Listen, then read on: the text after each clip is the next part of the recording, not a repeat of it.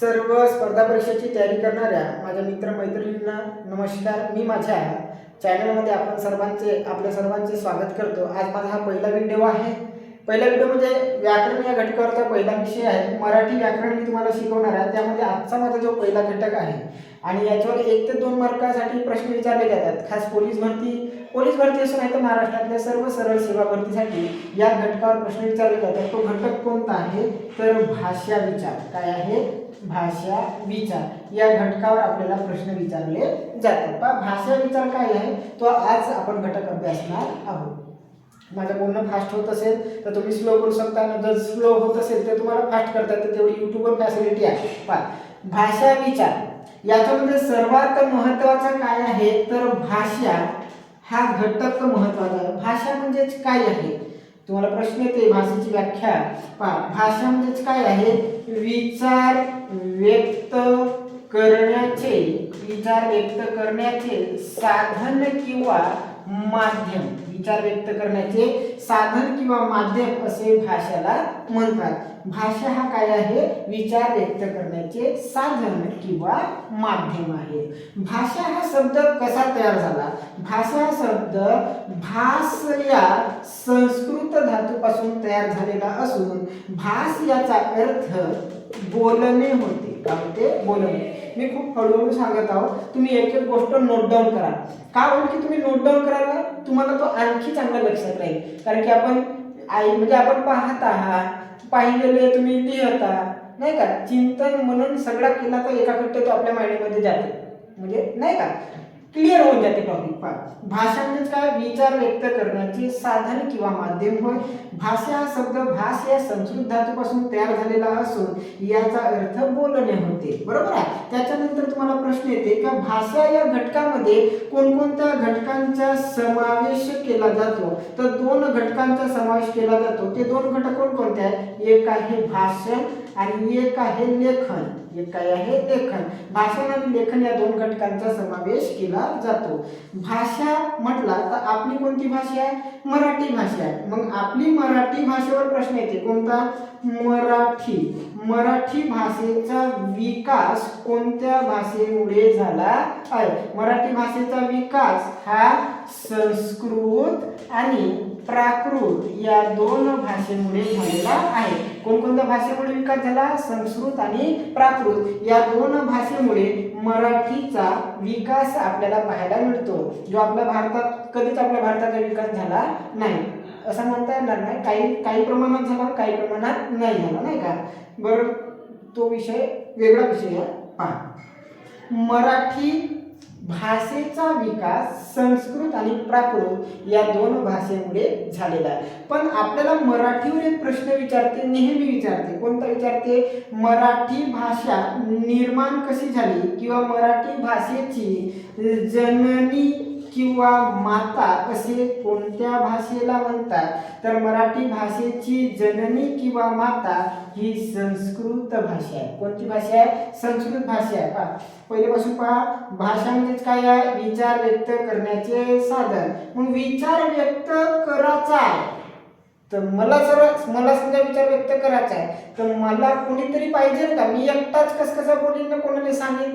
म्हणजे मला सांगेन का? नाही. म्हणजे विचार व्यक्त करण्यासाठी आपल्याला दुसऱ्या व्यक्तीची गरज भासते. मी म्हणजे बोलणारा, मी प्रथम पुरुष आहे. मला माझ्या बोललेला ऐकण्यासाठी दुसऱ्याची गरज लागते. म्हणून विचार व्यक्त करण्यासाठी आपल्याला 2 घटकांची गरज भासते. एक आहे बोलणारा आणि एक आहे ऐकणारा. एक कोण आहे? ऐकणारा. बोलणारा आणि ऐकणारा या दोघांच्या मनातील विचारांची देवाणघेवाण नाही का, त्यांच्या भावनांचे आदान प्रदान करण्याचे माध्यम म्हणजेच भाषा होय. म्हणजे बोलणारा आणि ऐकणारा यांना जोडणारा पूल किंवा दुवा म्हणून कोण कार्य करते? भाषा हा घटक कार्य करते. समजलं का? इथपर्यंत समजलं असेल. आपण पुढे जाऊ शकतो. जर समजला असेल तर, नसेल समजला तर युट्यूबवर एक जबरदस्त फॅसिलिटी आहे, रिव्हर्स करून पाहणे, नाही का? पहा. नसेल रिव्हर्स करून पाहायचं तर पहा एका मिनिटात. भाषा म्हणजेच काय? विचार व्यक्त करण्याचे साधन किंवा माध्यम. भाषा म्हणजेच काय? भाषा म्हणजेच काय? विचार व्यक्त करण्याचे साधन किंवा माध्यम. भाषा हा शब्द भाष या संस्कृत धातूपासून तयार झालेला असून भास म्हणजे बोलणे होय, बरोबर आहे. त्याच्यानंतर भाषा घटकात कोणाकोणाचा समावेश होते? भाषण आणि लेखन. त्याच्यानंतर मराठी, आपली भाषा कोणती आहे? मराठी. आपण मी जे बोलत आहोत ते मराठी भाषा आहे. मग या मराठी भाषेचा विकास संस्कृत आणि प्राकृत भाषेपासून झाला. मराठी ही कोणत्या भाषेपासून तयार झाली किंवा निर्माण झाली? तर संस्कृत या भाषेने मराठी निर्माण झाली, बरोबर आहे. विकास म्हणला तर संस्कृत आणि प्राकृत, पण मराठी भाषेची जननी किंवा माता कोण असेल? तर संस्कृत भाषा असेल. आणि आपण भाषेला काय म्हणता? बोलणारा आणि ऐकणारा यांना जोडणारा पूल किंवा दुवा असे आपण म्हणता. कोणाला? भाषेला जोडते ना का? दोन माणसाला जोडते, दोन माणसांच्या मनातील भावना जोडते, नाही का? जर तुम्हाला कोणाला काही सांगायचं असेल तर सांगण्यासाठी भाषा या घटकाचा आपल्याला उपयोग करावा लागते. तुम्हाला बोलतात त्याला मुका आपल्या भावना कशा इशाऱ्याने पोहोचू का? इशाऱ्याने प्रत्येकाला इशाऱ्याने समजते. आता मी असा केलं तर तुम्हाला समजलं कायसाठी? चहासाठी. न असा केला तर तुम्हाला समजते. भंडारा जिल्ह्यावाल्याने सगळं समजते. पहा भाषा समजला. आता आपण पाहूया भाषेचे प्रकार. काय पाहणार आहोत आपण आता? भाषेचे प्रकार. भाषेचे दोन प्रकार आहेत मित्रांनो. कोणकोणते दोन प्रकार आहेत? भाषेचे प्रकार. कोणाचे प्रकार? भाषेचे प्रकार. भाषेचे आपल्या भाषेचे प्रकार कोणते? एक मामाचा भाषा नाही सॉरी काय म्हणतात ते, एक आतोचा प्रकार, एक मामाचा प्रकार, असे दोन भाषे राहते ना, तो वाला भाषा नाही. भाषेचे प्रकार म्हणजे जे आपण बोलतात त्या भाषेचे प्रकार दोन पद्धतीचे आहे. म्हणजे आपण दोन पद्धतीने बोलता. आता म्हणाल बाबा तुम्ही ती एकाच पद्धतीने बोलता जी नाही, याच्यामध्ये गंमत आहे मित्रांनो. भाषेचे कोणकोणते प्रकार आहे? एक तर आपण नैसर्गिकरित्या बोलतात. नैसर्गिकरित्या बोलणे म्हणजे काय? पहा भाषेचे दोन प्रकार. एक आहे नैसर्गिक भाषा, एक काय आहे? नैसर्गिक भाषा, आणि एक आहे कृत्रिम भाषा. कोणती भाषा आहे? कृत्रिम भाषा. सर नैसर्गिक भाषा म्हणजे नेमका काय होती? नैसर्गिक भाषा म्हणजेच काय? हिला स्वाभाविक भाषा असे म्हणतात. कोणती भाषा म्हणतात? स्वाभाविक भाषा. आणि कृत्रिम भाषा म्हणजेच काय? हिला सांकेतिक भाषा म्हणतात. कोणती भाषा म्हणतात? सांकेतिक भाषा असे म्हणतात. आपण संकल्पना स्पष्ट करू. तर नैसर्गिक भाषा म्हणजे काय? तर जी भाषा स्वभावाने व्यक्त केली जाते, म्हणजे विशिष्ट हावभावाने व्यक्त केली जाते, तिला नैसर्गिक भाषा म्हणतात. आणि जी भाषा लिहून व्यक्त केली जाते तिला कृत्रिम भाषा असे म्हणतात. असे भाषेचे किती प्रकार? दोन प्रकार. मग तुम्हाला प्रश्न विचारते, उदाहरणार्थ सांगा बरं म्हणते. तर नैसर्गिक भाषेमध्ये कोणकोणते घटक म्हणतात? मग उदाहरणार्थ पशु पक्ष्यांचे आवाज. काय आहे? पशु पक्ष्यांचे आवाज. मग तुम्हाला प्रश्न ऑप्शन मध्ये जर राहिला पशु पक्ष्यांचे आवाज काय आहे? तर नैसर्गिक भाषा. 2 नंबर बोलणे काय आहे? तर बोलणे सुद्धा नैसर्गिक भाषा आहे. 3 नंबर काय म्हटलं तुम्हाला? इशारे, जे आपण एकमेकाला करतात नाही का? तुम्ही वर्गात बसल्यानंतर बाहेर जायचं असलं तर एकमेकाला इशारे करता ना, जाऊन का बे, थोडासा चाय पाणी पिऊन येऊन का बे, ते इशारे नाही का? तर मी असा केलं इशारा केला चला ना, नाही का? म्हणजे हा गाव ते इशारे करणे म्हणजे ही कोणती भाषा झाली? नैसर्गिक भाषा. 4 नंबरला येते काय? तर 0 ते 1 वर्षाचा जो बालक आहे तो बालक जे भाषा बोलते. आता एखाद्या पोराचा एखाद्याला जन्म झाला, तर जन्म झाला म्हणजे पहिला झाला तर तो काय करते? कोया कोया म्हणते. पण त्याची भाषा समजते का आपल्याला? नाही. पण बाळ रडला तर आई काय करते? त्याला दूध पाजते. ते समजून घेतलं आपण, पण नेमकं आपल्याला समजलं का कोया कोया म्हणजे काय होते? नाही. म्हणजे जे भाषा म्हणजे कोणती भाषा? ज्या भाषेचा आपल्याला पडताळा करता येत नाही, पडताळा करता येत नाही त्या भाषेला काय म्हणतात? नैसर्गिक भाषा.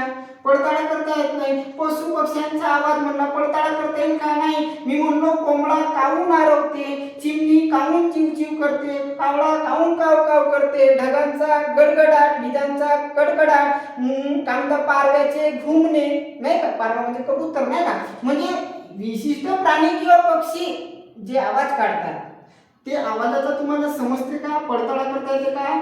कावळा काऊन काव काव करते, कोंबडा काऊन आरवते, कोंबडी काऊन कर कर करते, हे तुम्हाला सांगता येत नाही, म्हणजेच पडताळा करता येत नाही, त्या भाषेला नैसर्गिक भाषा असे म्हणतात. पडताळा करता येत नाही. मग याच्या विरुद्धच काय कृत्रिम भाषा?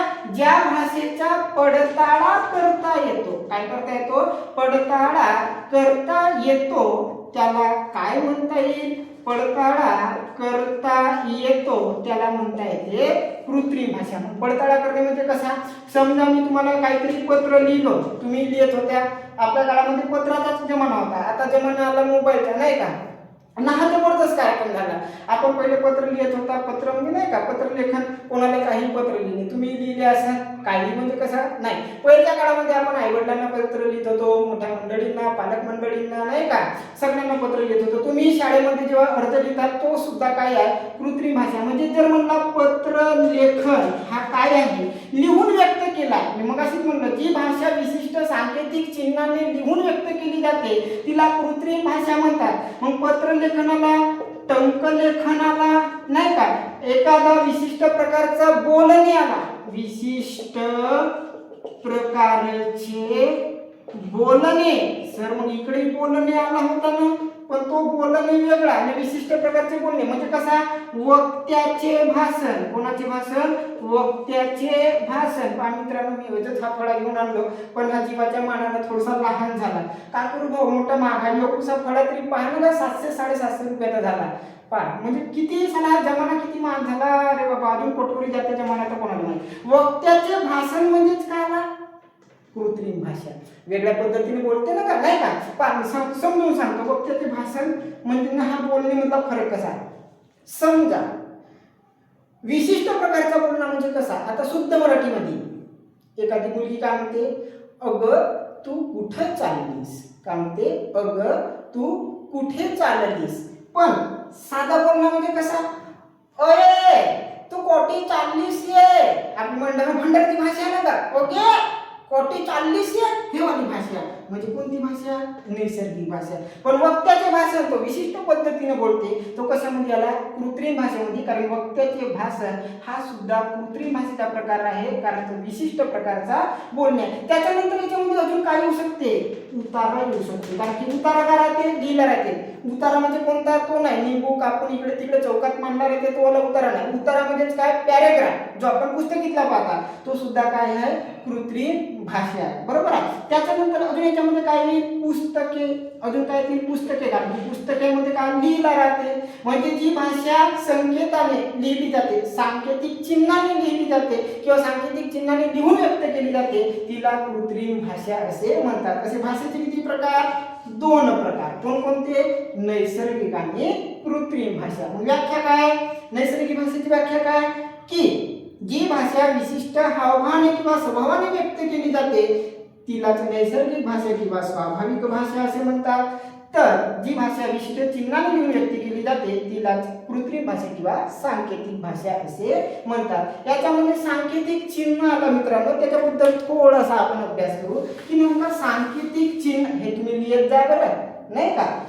लिहा तुम्ही तर थोडासा तुम्हाला वाटेल का बाबा आपण काहीतरी क्लास करून राहिला, क्लासची फिलिंग आल्या पाहिजे. मी जरी तुम्हाला ऑनलाईन पद्धतीने घेतो पण फिलिंग आली पाहिजे क्लासची मित्रांनो. का नाही मी वर्गात बसून काहीतरी शिकत आहे, मला ह्या व्हिडिओच्या माध्यमातून काहीतरी माझा 1-2 मार्गाचा फायदा होत आहे या उद्देशाने तुम्ही अभ्यास करा. सांकेतिक चिन्हाला तर पहा त्याच्यासाठी आपल्याला लिपीचा अभ्यास करावा लागते. म्हणजे हा लिपी म्हणजेच काय हो? लिपी म्हणजेच काय? तर लिप या संस्कृत धातूपासून काय तयार झाला? लिपी तयार झाला. आणि लिप म्हणजेच काय? तर लिंपणे, माखणे किंवा सारवणे. काय आहे? सारवणे. लिपी या शब्द लिप या संस्कृत धातूपासून तयार झालेला असून याचा अर्थ लिंपणे, माखणे आणि सारवणे असा याचा अर्थ होते. पहा लिपीचा आपल्याला वापर कसा करता आला किंवा लिपीची गरज काऊन भासली? आपण बोलतो, मग बोलून राहिला तर मग काहीतरी ह्या बोललेला आपल्याला लिहायचा आहे, व्यक्त करायचा. तर मग लिहिण्यासाठी लिपीची गरज भासली. आणि आपली लिपी कोणती? आपण मराठीमध्ये कोणती लिपीचा वापर करता? तर देवनागरी लिपीचा लिपीचा वापर करतात. आणि देवनागरी लिपीवर जे हे मी आडवी रेष दिलो, ह्या आडव्या रेषेला किंवा डोक्यावरच्या रेषेला डोक्यावरच्या रेषेला काय म्हणतात, शिरोरेषा किंवा शिरोरेखा. देवनागरी लिपीचा लेखन कसा केला जाते तर उजवीकडून, कोणाकडून, उजवीकडून डावीकडे लेखन केले जाते. तुम्हाला प्रश्न विचारते की देवनागरी लिपीचे लेखन कसे केले जाते, उजवीकडून डावीकडे केले जाते. देवनागरी लिपीलाच आदर्श लिपी असे म्हणतात. काय म्हणतात, आदर्श लिपी असे म्हणतात. हिलाच बाळबोध लिपी असे म्हणतात. काय म्हणतात, बाळबोध लिपी. लहानशा बाळालाही याचा बोध होते. कोणत्या लिपीचा, देवनागरी लिपीचा. लहानशा बाळाला बोध होते ना का, कोणती, उभी रेषा, तिरकस रेषा, डाव्या बाजूचा, उजव्या बाजूचा, जे काही असेल हे लहानशा पोराला पहिलीतल्या पोराला समजते ना का, म्हणजे बाळाला समजते, म्हणून तिला बाळबोध लिपी म्हणतात. तिलाच आदर्श लिपी म्हणतात. आदर्श लिपी म्हणजेच काय, ह्या विशिष्ट चिन्हाने तयार झालेली आहे, जे लहान पोराला समजेल, म्हणून तिला आदर्श लिपी असे म्हणतात. ही देवनागरी लिपी कशी काय तयार झाली तर सगळ्यात पहिले आपण म्हणता भारतामध्ये एक लिपी होती जी आर्यांनी लिपी आणली. आर्य जे लोक आले आपल्या भारतामध्ये, आर्यांनी एक लिपी आणली, तिचं नाव होता ब्राह्मी लिपी. काय नाव होतं तिचा, ब्राह्मी लिपी. या ब्राह्मी लिपीला म्हणले जाते आर्यांची लिपी. कोणाची लिपी, आर्यांची लिपी. हिलाच काय म्हटलं जाते तर सर्व लिपींची जननी किंवा माता. भारतात जेवढ्या काही लिपी आहेत त्या सर्व लिपींची जननी किंवा माता या ब्राह्मी लिपीला म्हटलं जाते. या ब्राह्मी लिपीवर प्रश्न येते तर या ब्राह्मी लिपीचा शोध कोणी लावला, या ब्राह्मी लिपीचा शोध कोणी लावला तर त्याचं नाव आहे जेम्स प्रिन्सेप. काय नाव आहे त्याचा, जेम्स प्रिन्सेप असा नाव आहे. शोध लावला. या ब्राह्मी लिपीचे लेखन सर्वात आधी कोणी केले तर ब्राह्मी लिपीचे लेखन कोणी केले, सर्वात पहिले ब्रह्मदेव. कोणी केले, ब्रह्मदेव. म्हणूनच तिचं नाव पडलं ना ब्राह्मी लिपी. तर ब्रह्मदेवाने तयार केली आर्यांची लिपी. सर्व लिपींची जननी किंवा माता म्हणतात. शोध कोणी लावला, जेम्स प्रिन्सेप यांनी लावला. हिचे सर्वात आधी लेखन कोणी केले तर ब्रह्मदेवाने केलेले आहे. याच ब्राह्मी लिपीचे रूपांतर देवनागरी या लिपीत झाले. कोणत्या लिपीत झाले, देवनागरी लिपीत झाली. हेच देवनागरी लिपी जे आपण आता मी लिहित आहोत कोणाकडून, या डाव्या साईडला, हा डावा हातून हा उजवा हातून का, डावीकडून मी उजवीकडे लिहितो त्याच लिपीला देवनागरी लिपी म्हणतात ना. देवनागरी लिपीचे लेखन आपण पाहिला डावीकडून उजवीकडे करतात. त्या लेखन पद्धतीला काय म्हणतात तर अबुगिडा. काय म्हणतात, अबुगिडा लेखन पद्धती असे हिला म्हणतात. पहा मित्रांनो, मी काही वायफळ वगैरे गोष्टी सांगत नाही तर बोलायला गेलं तर मी वायफळ सांगू शकतो, इकडच्या गोष्टी आंब्यावरच्या चिंचेवरच्या नाही का, त्याच्यात मजा नाही. तुम्ही आला यासाठी अभ्यास करायसाठी, तुमचा काहीतरी 1-2 मार्काचा फायदा झाला पाहिजे या उद्देशाने आल्या, म्हणून मी वायफळ शिकवणार नाही. पहा इतक्या साऱ्या गोष्टीचा आपण अभ्यास केला. नसेल समजला मित्रांनो तर थोडासा रिवाइज करून पहा. याच्यानंतर पुढच्या टॉपिक मध्ये आपण काय करणार आहोत तर ज्या भारतातल्या लिपी आहेत त्या सर्व लिपींचा आपण अभ्यास करणार आहोत. आतापर्यंत आपण काय पाहिला, भाषा विचार तुम्हाला समजला. भाषा म्हणजेच काय, या विचार व्यक्त करण्याचे साधन. म्हणजे काय म्हणू शकतो त्याला, आपल्या मनातील भावनांचे आदान प्रदान करण्याचे माध्यम किंवा साधन म्हणजे काय आहे, भाषा आहे.